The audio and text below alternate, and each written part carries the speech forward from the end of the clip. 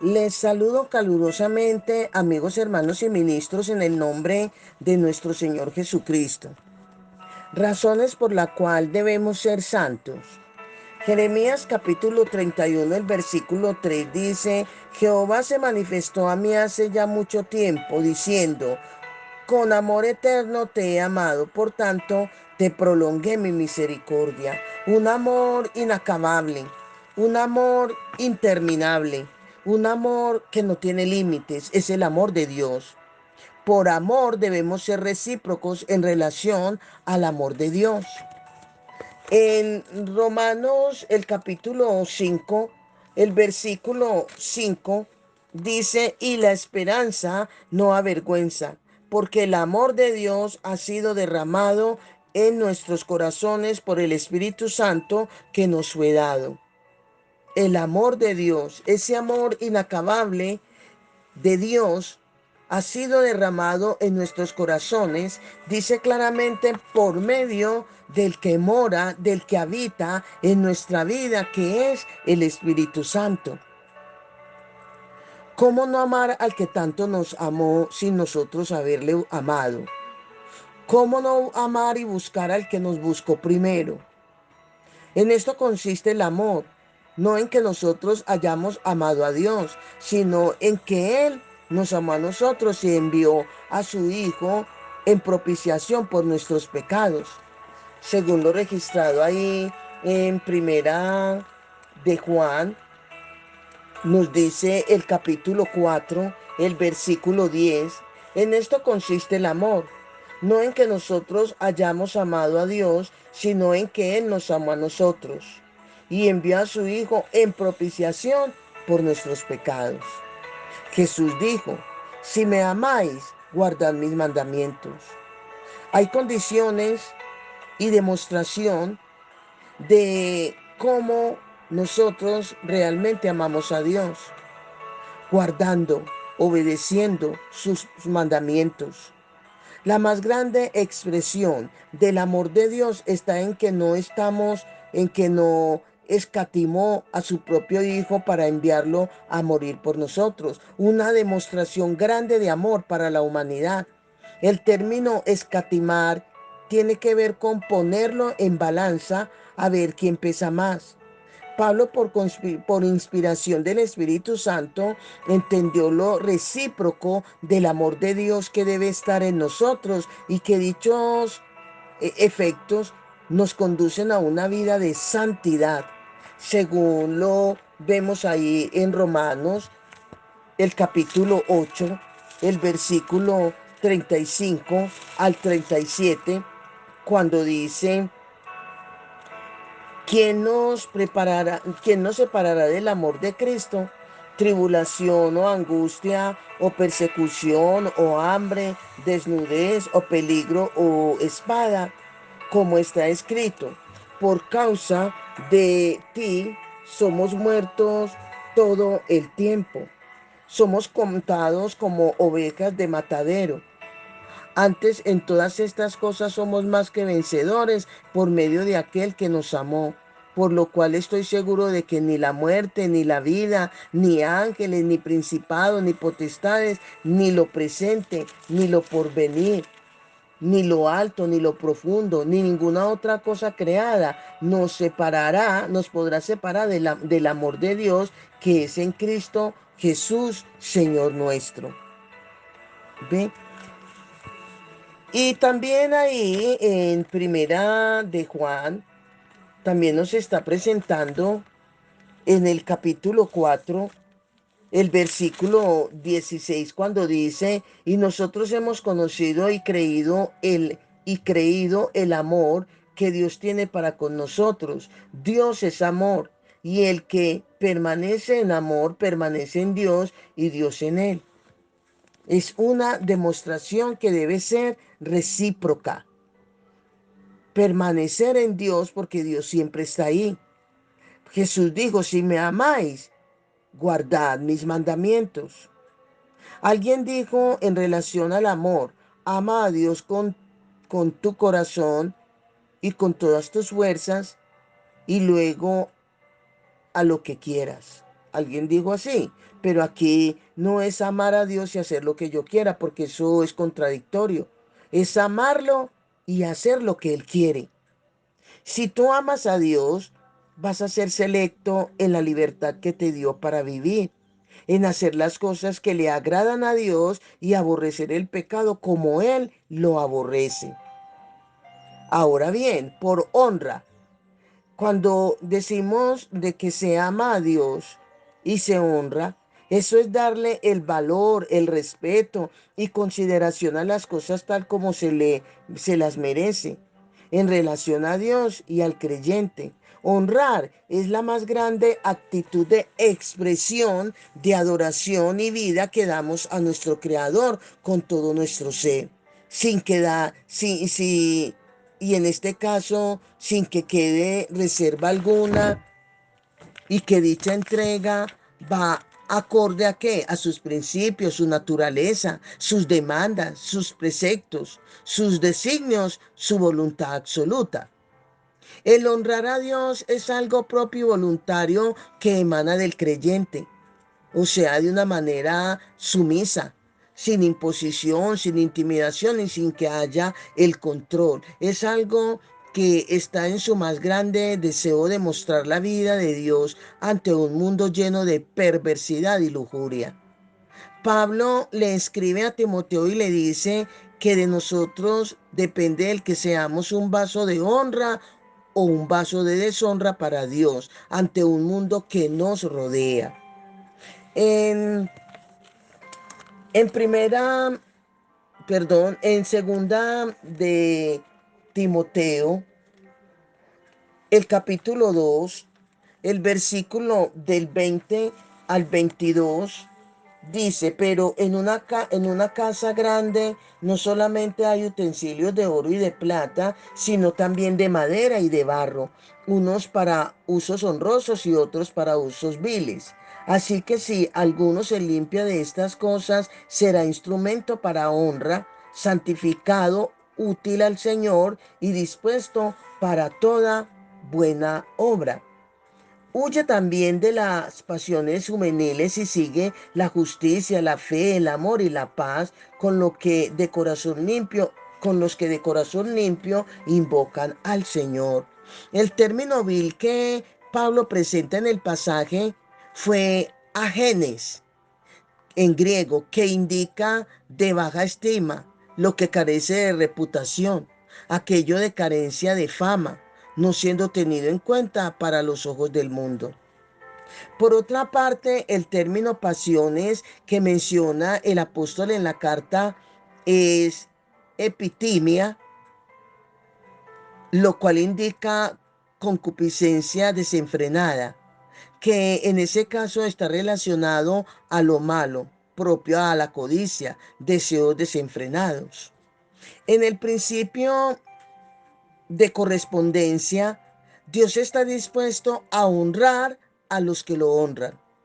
Esto nos llevará a qué? A ser un instrumento de honra al ser honrado por Dios, para seguir honrándole a Él ante un mundo que está en espera de la manifestación de Dios.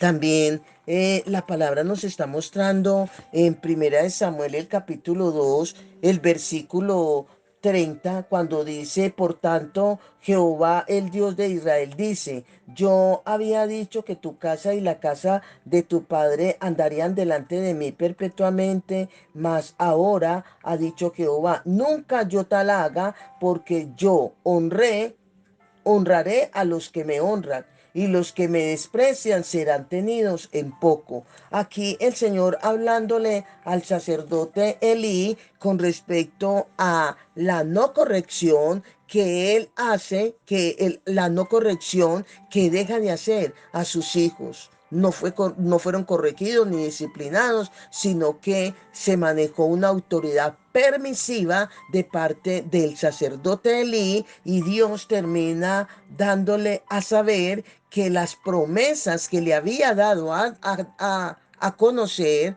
esas promesas fueron retrocedidas. ¿Por qué? Porque no hizo este sacerdote la voluntad de Dios. Esto fue una conversación que Dios tuvo con un hombre que fue escogido para un sacerdocio, que fue Elí, juntamente con su familia.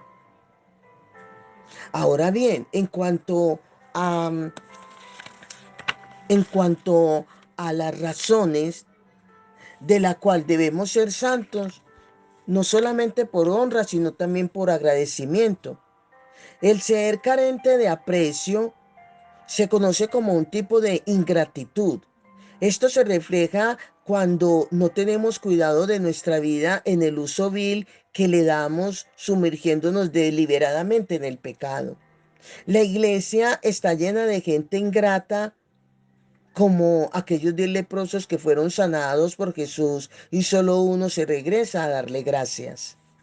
Si no sabemos administrar nuestra propia vida, absteniéndonos de todo tipo de pecado para agradar a Dios, entonces no somos gratos para ser honrado por Él y recibir la abundancia que hemos heredado del reino de la luz. Uno de los pecados de omisión que la mayoría de los cristianos cometen en contra de Dios es la ingratitud.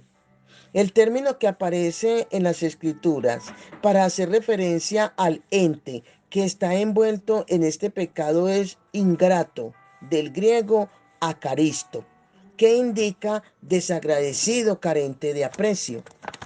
¿Cuántos hicieron hoy una oración a Dios de acción de gracias? Desde el punto de vista etimológico, la ingratitud se refleja cuando le damos mal uso a la vida de Dios en nosotros.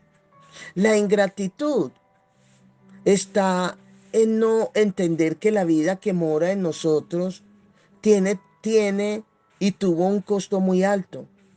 El caer en pecado deliberadamente es una forma de entrar en el terreno de la ingratitud, al no darle el valor y el aprecio que tuvo el alto costo que tuvo nuestra salvación, en la cual se derramó una sangre y se entregó una vida llena de sufrimiento, la vida de Jesús.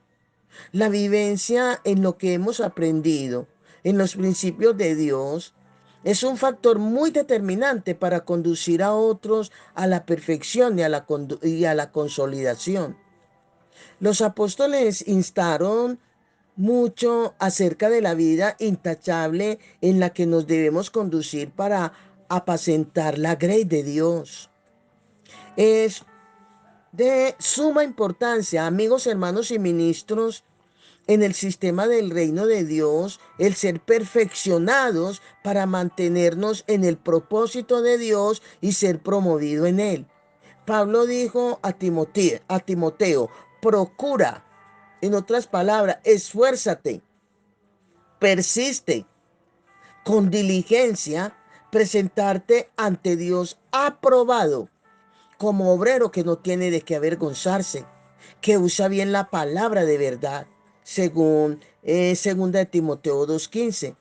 Aquí el término procurar, que se utilizó en el griego, da la idea de la diligencia, el apresurarse, el ser celoso, con un largo deseo, con una intensidad, entre otras cosas. El término apresurarse del griego es aprestaseis, aprestaseis, que tiene que ver con qué, con el estar ante un escenario, como un modelo a seguir, como una figura ilustrativa, como una figura digna de ser imitada. El término aprobado viene del griego dokimos, que describe lo que fue hallado, útil. Este término aprobado es utilizado ¿para qué? Para hacer referencia al oro o a la plata, que por el fuego han sido purificados de toda aleación y que al ser analizado minuciosamente después de dicho proceso, queda apto y útil para ser presentado en el mercado. Cuando Pablo dijo esta expresión a Timoteo de procurar presentarse aprobado ante Dios, según las características de los términos antes mencionados y analizados. Lo que le quiso decir fue: Timoteo, trata de mantenerte en los principios del reino de Dios y en sus demandas, en sujeción, sumisión y en obediencia, haciendo una vivencia de lo que has aprendido de su palabra, para cuando seas analizado por Dios, seas apto para ser promovido en el reino. En otra parte, el apóstol Pablo también insta a Timoteo de no vivir de apariencia en la fe. ¿Esto con qué tiene que ver? Tiene que ver con una vivencia, con una realidad, con un estilo de vida ajustado a los principios del reino. En cuanto a la moral, la ética, la integridad y la equidad, es como un gran piso que con derechos podemos desarrollar nuestra fe. Podemos ejercer autoridad y podemos ser administradores de los bienes del reino. Por lo contrario, perderíamos ante Dios y el mundo que nos rodea todos los derechos para seguir en el llamado que hemos recibido de Dios y así poder el Señor alcanzar sus propósitos en nosotros. Pablo, como escritor y advertencia, describe en la carta a los Corintios. Ahí le invito para que miremos lo que nos dice primera carta a los Corintios, el capítulo 9, el versículo del 24 al 27. Nos está presentando cuando dice: ¿no sabéis que los que corren en el estadio, todos a la verdad corren, pero uno solo se lleva el premio? Corred de tal manera que lo obtengáis. Todo aquel que lucha, de todo se abstiene. Ellos a la verdad para recibir una corona corruptible, pero nosotros una incorruptible. Así que yo de esta manera corro, no como a la aventura, de esta manera peleo, no como quien golpea el aire, sino que golpeo mi cuerpo y lo pongo en servidumbre, no sea que, habiendo sido heraldo para otros, yo mismo venga a ser eliminado. El término descalificado que Pablo utilizó en forma personal en referencia al ejercicio del ministerio es adoquino, que indica rechazado, reprobado por su mal testimonio, con pérdida de recompensa futura. ¿Ve? Es triste decirlo que en la actualidad, amigos, hermanos y ministros, hay creyentes que, siendo llamados por Dios por causa de su reincidencia en el pecado en forma descarada, perdieron de Dios su aprobación para el ejercicio de su obra. Y lo que hacen dentro de la obra de Dios lo hacen con inercia, costumbre, humanismo, estrategias e iniciativas propias que no dejan de tener resultados, pero para efecto de Dios no tendrán recompensa alguna. Así que hay que tener cuidado de qué estamos haciendo, cómo lo estamos haciendo, para quién lo estamos haciendo y si realmente estamos haciendo lo que Dios nos dijo que hiciera. Nosotros debemos de ser santos. Hemos dicho, en este caso, debemos de ser santos por honra, debemos de ser santos por agradecimiento, pero también aquí se habla de ser santos por conveniencia. Un hombre con el carácter ajustado a las demandas de Dios siempre tendrá sentido de conveniencia, tomando decisiones sabias, evitando que la vida se le desmorone. Él, él sabe qué es lo que le conviene y por tal sentido vive una vida sobre las tentaciones y las ofertas de la vida. Pablo tuvo siempre un sentido de conveniencia y esto lo llevó a ser un triunfador en la vida cuando él dijo: todas las cosas me son lícitas, mas no todas convienen. Todas las cosas me son lícitas, mas yo no me dejaré dominar de ninguna de ellas, según 1 Corintios 6, 12 y 13.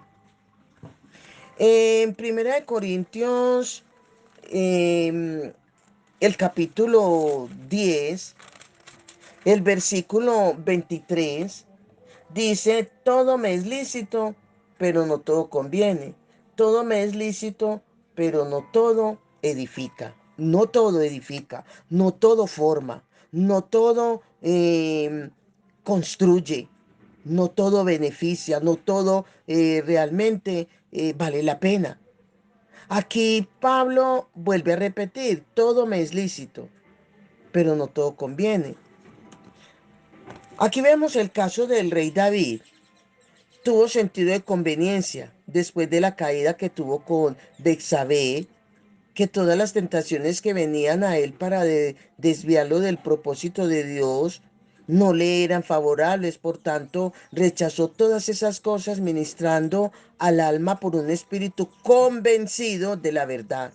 En Salmos 103 también nos está presentando y quiero leer con ustedes el versículo del 1 al 5 que dice, bendice alma mía Jehová, dice el salmista David, y bendiga todo mi ser su santo nombre. Bendice alma mía a Jehová y no olvide ninguno de sus beneficios. Él es quien perdona todas tus iniquidades, el que sana todas tus dolencias, el que rescata del hoyo tu vida, el que te corona de favores y misericordia. Y dice el 5, el que sacia de bien tu boca, de modo que te rejuvenezcas como el águila. David, con un espíritu muerto en cuanto a vida eterna, le ministró a un alma que estaba latente. Nosotros, con un espíritu lleno de vida de Dios, nos dejamos dominar por un alma que está entronada y viciada por no ser perfeccionados y santificados por Dios. Bajo un sentido de conveniencia, aquí Pablo le insta a Timoteo que se ejercitara en la piedad. El simple hecho aquí de tener, y podríamos decir que el simple hecho de entender que lo que me ofrece el mundo o el tentador destruye los propósitos de Dios en mi vida y con él las demás cosas, es suficiente para tener un sentido de conveniencia y accionar en el dominio propio, ¿sí? Y no, y no optar por estas cosas y decidir por aquello que le agrada a Dios y decidir, perdón, por aquello que le agrada a Dios y me mantiene en su propósito, siendo de bendición para mi vida y para los que me rodean. Es la posición que tú y yo debemos de tener. He sido testigo de hombres de Dios que no tuvieron sentido de conveniencia y por tal causa no tuvieron dominio sobre la vanagloria de la vida, sobre la codicia por el dinero y la fornicación, y se dejaron llevar por estos flagelos de la cual fueron traspasados de muchos dolores, perdieron el derecho de ejercer el ministerio, sus hogares, la salud, entre otras cosas, y hasta la vida. De manera que en este caso debo de mirar lo que conviene y lo que no me conviene. Cuando alguien recibe fama, dinero, prestigio y se mantiene en los principios del reino, siempre será aprobado por Dios para seguir recibiendo de Él. Pero cuando alguien cambia su manera de ser por causa de tener estos bienes, tal persona no es confiable para Dios en el asunto del reino. Así que mantén un sentido de conveniencia que te ayudará a tomar decisiones sabias en la vida y serás un gran triunfador en ella. Ser santos, aquí hablando ya en cuanto al aspecto emocional, en cuanto a las emociones, el estado anímico de los hombres se encuentran en las emociones, valga en la parte sentimental, las cuales se activa a través de qué? De los sentidos físicos, las ideas y los recuerdos. Y hablando ya en este caso, podríamos decir que las emociones es el estado afectivo que transforma de un modo momentáneo, pero brusco, el equilibrio de qué, de las estructuras psicofísicas del individuo, según la información que percibe de los sentidos. Las emociones son fenómenos psicofisiológicos que representan modos eficaces de adaptación a ciertos cambios de las demandas ambientales. Las emociones son todos aquellos sentimientos que se producen dentro de todo individuo y con una energía. Son capaces de transformar, impulsar o influenciar la vida de éste. Las emociones se exteriorizan en la vida de un ser a través de lo que se conoce como sentimiento. El carácter y el temperamento de una persona son dos cosas diferentes. El temperamento de los hombres sin el carácter del reino es como un caballo en una sabana, desbocado. Usted puede tener un temperamento colérico, pero si usted adapta su temperamento al carácter del Espíritu Santo, va a ser un hombre manso. Los sentimientos son el resultado de una emoción a través de la cual el consciente tiene acceso al estado anímico propio del individuo. Hay sentimiento positivo y sentimiento negativo. Cuando hablo de sentimiento positivo, que tiene que ver con el amor, el gozo, la paz, la paciencia, el dominio propio, piedad, benignidad, templanza, benevolencia, cordialidad, amabilidad, etcétera, etcétera, que tiene que ver resumido con el fruto del Espíritu según Gálatas 5, versículo 22 al 23, donde nos está hablando del fruto del Espíritu, que tiene que ver, vuelvo a repetir, el fruto del Espíritu tiene que ver con el amor, gozo, paz, paciencia, benignidad, bondad, fe, mansedumbre, templanza. Dice que contra tales cosas no hay ley. ¿Ve? Ahora bien, en cuanto a sentimientos negativos, estos sentimientos negativos se dan en relación al odio, se da en relación a la ira, se da en relación a la venganza, el rencor, el egoísmo, la envidia, decepción, desánimo, frustración, depresión, opresión, desespero, heridas, tristeza, angustia, temor, condenación, etcétera, etcétera. Y lo vemos reflejado ahí en Gálatas capítulo 5, el versículo del 19 al 21, cuando nos dice al respecto, son las obras manifiestas de la carne, el adulterio, la fornicación, la inmundicia, la laxivia, idolatría, hechicería, enemistades, pleitos, celos, iras, contienda, disensiones, herejías, envidias, homicidios, etcétera, etcétera. Y aquí claramente termina diciendo que los que practican tales cosas no heredarán el reino de Dios. De todas estas características, una persona puede tener dominio propio hasta el punto que no le afecte las cosas negativas de otros. Dios no quiere que deje de ser sentimental, pero sí quiere que no dependas de las emociones.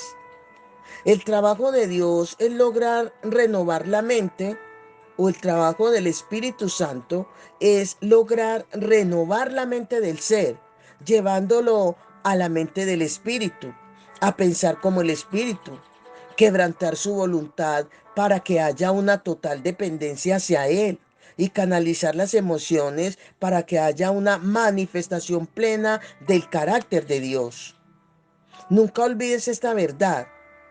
Las emociones son buenas cuando las canalizamos a través de la palabra. Las emociones son buenas cuando es canalizada, enfocada, encauzada a través de las escrituras. En Gálatas 6, del 6 al 9, dice: el que es enseñado en la palabra, haga partícipe de toda cosa buena al que lo instruye. No os engañéis, Dios no puede ser burlado, pues todo lo que el hombre siembre, eso también segará.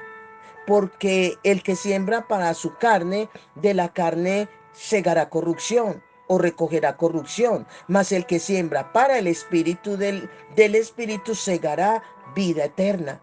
No nos cansemos pues de hacer bien, porque a su tiempo segaremos, recogeremos, si no desmayamos.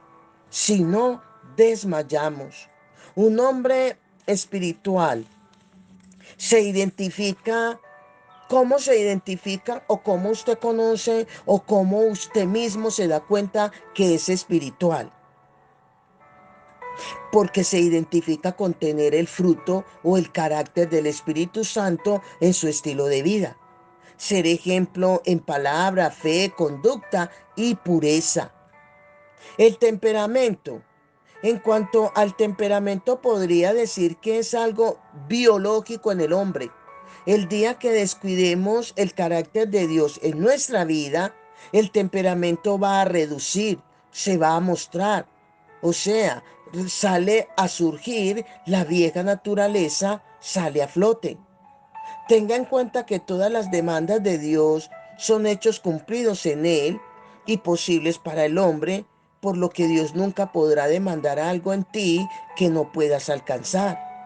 Porque si Él dice, sed santos porque yo soy santo, sencillamente es porque lo puedes alcanzar, lo podemos alcanzar. Nuestra condición antes de conocer a Cristo nos llevaba ¿a qué? A tener una relación con Satanás. Y esta relación estaba representada en el parentesco que teníamos con él, es decir, éramos sucios, ya que su naturaleza estaba en nosotros, que era muerte eterna, producto de la simiente de pecado que había en nosotros. Esto nos demuestra que dichas razones eran las que nos hacía pecar. Si nuestra condición ahora es totalmente diferente, ¿por qué? Porque sencillamente somos hijos de Dios, tenemos su justicia, tenemos su vida. Entonces, ¿qué es lo que nos conduce a pecar? Desde el punto de vista bíblico, Dios nos ha dado recursos para resistir la tentación que nos conduce al pecado. Y de esta forma estar en total santidad, agradándole y construyendo para su reino lo que se debe. A medida existe una serie de excusas que dan las personas que caen en pecado y que por dichas excusas quieren callar a la conciencia y se abstienen de luchar con dicho pecado. Tales excusas que toda persona lavada con la sangre de Cristo presenta son: primero, es que somos pecadores; segundo, es que somos humanos; tercero, es que no puedo con la tentación; y cuarto, me sentí solo. Estas son las respuestas más comunes que presentan todas las personas que han pasado por situaciones semejantes. Argumentos debatidos que no tienen peso, como para no luchar en contra del pecado. En cuanto a decir que somos pecadores, en ninguna parte en la Biblia aparece que los redimidos con la sangre de Cristo siguen siendo pecadores. Dice que somos la justicia de Dios en Cristo Jesús. La posición que nos da la Biblia es de justos, no de pecadores. Pecadores son aquellos que no han nacido de nuevo. Los nacidos de nuevo cometen pecados, fallan, sí, que es otra cosa diferente. Pablo dijo que ya el pecado como estado no se enseñoreará más de nosotros, según Romanos 6:14. De manera que debemos estar bien claro en estos términos, que aquellos en cuya condición pecadora pecan, aquellos que estamos en la condición de justicia, el pecado no nos hace pecadores. Es decir, el que se ensucia es el que está limpio, ¿verdad? ya que los sucios siempre están sucios. Los únicos que tendrán derecho de pecar son los únicos que tendrán ese derecho de pecar son los que son justos. No, tenemos derecho de fallar, sí, porque los pecadores no pecan. No, ellos son pecadores. No pecan, sino que están en el pecado. En cuanto a nuestra condición humana, son explicaciones claras que se debe dar a saber que son argumentos del enemigo para que usted se justifique y no reconozca que debe salir de esa condición. Ahí, en cuanto a la condición humana, en el pasaje de Hebreos capítulo 4, el versículo 15 dice, porque no tenemos un sumo sacerdote que no pueda complacerse de nuestras debilidades, sino uno que fue tentado en todo según nuestra semejanza, pero sin pecado. Podemos observar que Jesús, siendo tan humano como nosotros, resistió toda tentación y fue hallado sin pecado. No podemos aferrarnos a nuestra condición humana como una excusa para pecar. El mayor ejemplo que tenemos para resistir la tentación en nuestra condición humana es precisamente la que nos dio Jesús al resistir la tentación, estando en nuestra misma condición, porque fue tentado conforme a nuestra semejanza. Jesús no libró el pecado como verbo, no, lo libró como hombre. Decir que el pecado tiene poder sobre nosotros por nuestra condición humana, aún después de estar regenerados, es retribuirle más poder al pecado que a la capacidad de la cual fuimos creados, para que no nos enseñoreemos sobre todas las cosas, incluyendo del pecado. Si entendemos esto, amigos, hermanos y ministros, podemos decir entonces que la debilidad para pecar no está en la condición humana. No. La otra prueba contundente es que Satanás y las criaturas que pecaron no tenían condición humana. Ahora bien, cuando decimos el creyente regenerado, lavado con la sangre de Jesucristo, dice, no pude con la tentación. En 1 Corintios 10:13 dice que Dios no dejará que seamos tentados más de lo que podemos resistir. Esto indica que si 1000 tentaciones vienen a diario, podemos resistirla. Satanás, como tentador, tiene límites para tentar. No puede tentar más de lo que podamos resistirlo. Al único ser humano de la cual Dios no le puso límites para ser tentado fue a Jesús, porque tuvo que pasar por un estado probatorio. En cuanto al abandono de Dios en el momento de la tentación, en 1 Corintios capítulo 10:13, el apóstol Pablo es muy claro en el asunto al decir que Dios nos da la salida en el momento de la tentación. Satanás no es un ser supremo para obligarnos a que hagamos cosas que no queremos. Si Dios con su soberanía no lo hace, mucho menos el diablo. A Satanás solo se le ha permitido presentar la oferta. De nosotros depende si la aceptamos o la rechazamos. Jesús dijo en Juan 10:10 que el ladrón vino para hurtar, matar y destruir. Aquí, robar es romper una propiedad usando la violencia y llevarse lo que está dentro. Eso es robar.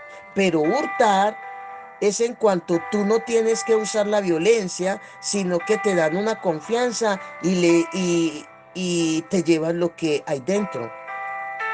Todas estas observaciones indican que la condición de un creyente sumergido en el pecado será por falta de formación en el alma, que son incidentes progresivos y en la mayoría de los casos paulatinos.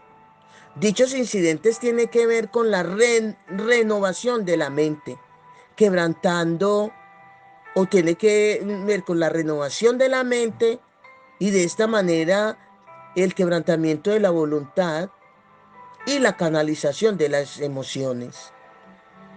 El deseo y la disposición de querer ser santos para agradar y honrar a Dios son factores determinantes que no nos dejarán claudicar hacia dicha meta. Nos, no nos dejarán. Claro que no. Si esto falta, jamás seguiremos en la lucha. Sí podemos ser santos, claro, porque Dios da la gracia y los medios para tal fin. Muchos han sido los grandes pecadores que llegaron a ser santos, pero en medio de sus tropiezos se levantaron y erguidos pusieron su mirada en aquel que es pura santidad y de esta manera vencieron y pasaron a ser hombres grandes en la historia de la iglesia.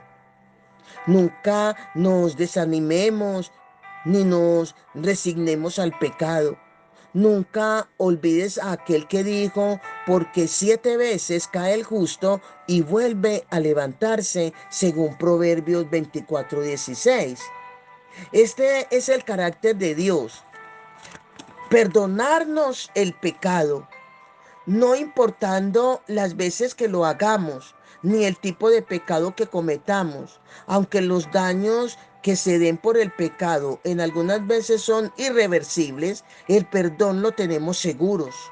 Dios no acumula pecados, Dios no acumula nuestros pecados, no. Él está dispuesto a perdonarnos toda la vida. Antes de que nos acerquemos a pedir perdón, ya Dios nos ha perdonado. Así que en conclusión, culmino diciendo que toda nuestra alma tiene que ser santificada por Dios para conducirnos en santidad. Ante nosotros, tener en cuenta que antes nosotros pecábamos porque la simiente del mal, que es el estado de pecado que estaba en nosotros, la muerte espiritual, era nuestra naturaleza y por ley éramos hijos del diablo. En nuestro caso, la condición es diferente. En nosotros no está el pecado, está la justicia, no está la muerte, está la vida de Dios.